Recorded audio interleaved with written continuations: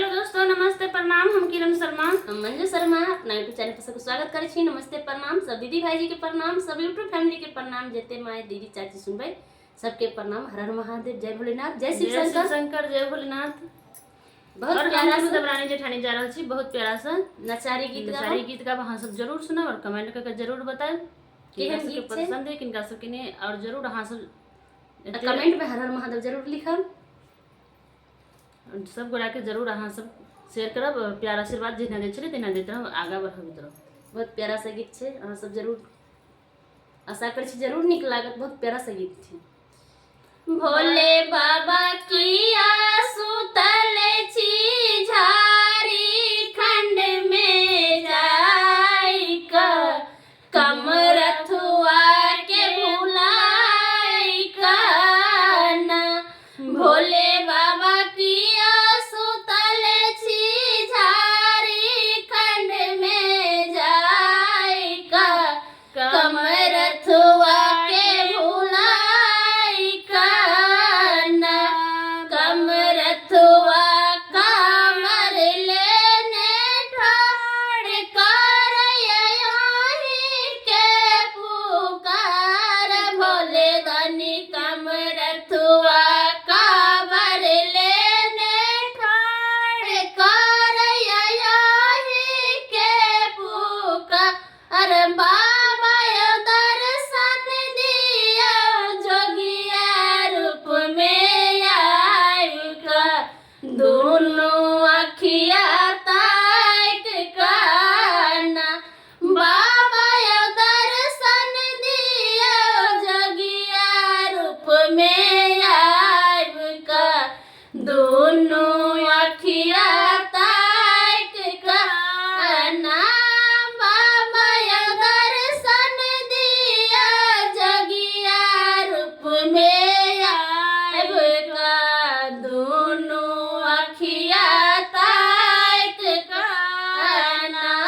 भोले दानी किया सुतल छी झारी खंड में जाएगा, कमरिया के भुलाई काना। भोले बाबा किया सुतल छी झारी खंड में जाएगा, कमरथुआ के भुलाई काना।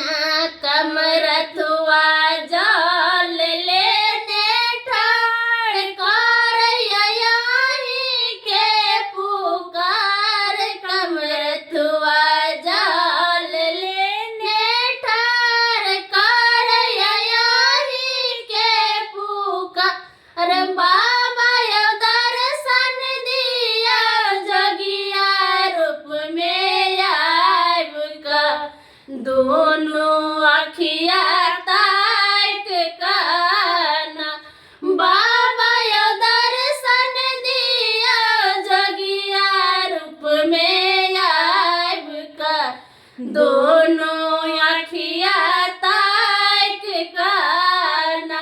बाबा दर्शन दिया जोगिया रूप में आएगा, दोनों अखिया ताक काना। भोले दानी किया सुतल छी झारी खंड में जाएगा, कमरथुआ के भुलाई काना। भोले बाबा किया बैसल छी झारी खंड में जाएगा, कमरथुआ के भुलाई काना। कमरथुआ बेलपत्र लेने ठाड़ कर यहीं के पुकार। कमरथुआ लेने ठाड़ कर यहीं के पुकार। बाबा दर्शन दिया बस हमारे पाएगा, दोनों अखिया ताक काना। बाबा दर्शन दिया बस हमारे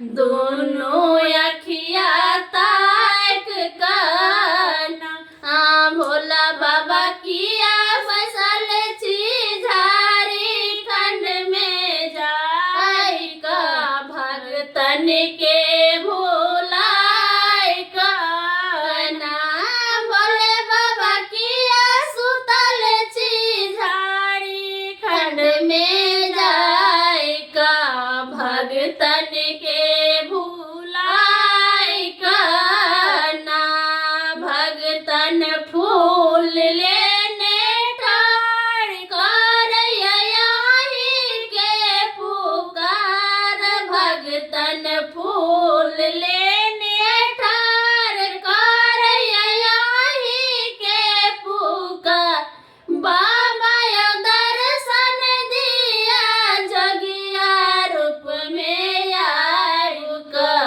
दोनों अखिया ताक काना भोले बाबा यो दर्शन दिया जगिया रूप में आयु का दोनों अखिया ताक काना बाबा यो दर्शन दिया जोगिया रूप में आयु का दोनों अखिया ताक काना भोले बाबा किया सुतल छी झारखंड में जाई का भगतन के भूलाय काना भोले बाबा किया सुतल छी झारखंड में जाई का कमर थुआ के भूलाय काना कमर थुआ दूध लेने खड़ कर यही के पुकार कमर थुआ दूध लेने ठाड़ कर यही के पुकार बाबा यो दर्शन दिया जगिया रूप में आयु का तीनों अखिया ताक काना बाबा यो दर्शन दिया जगिया रूप में आयु का तीनों अखिया ताक काना भोले दानी किया बैसल छी शिवलिंग पर यहाँ जाई का कमर थुआ के भुलाय काना भोले दानी किया बैसल छी शिवलिंग पर यहाँ जाई का कमर थुआ के भुलाय काना कमर थुआ फूल लेने खड़ कर यही के पुकार कमर थुआ फूल लेने खड़ कर यही के पुकार बाबा यो दर्शन दिया जोगिया रूप में आयु का तीनों अखिया ताक काना बाबा यो दर्शन दिया जोगिया रूप में आयु का तीनों अखिया ताक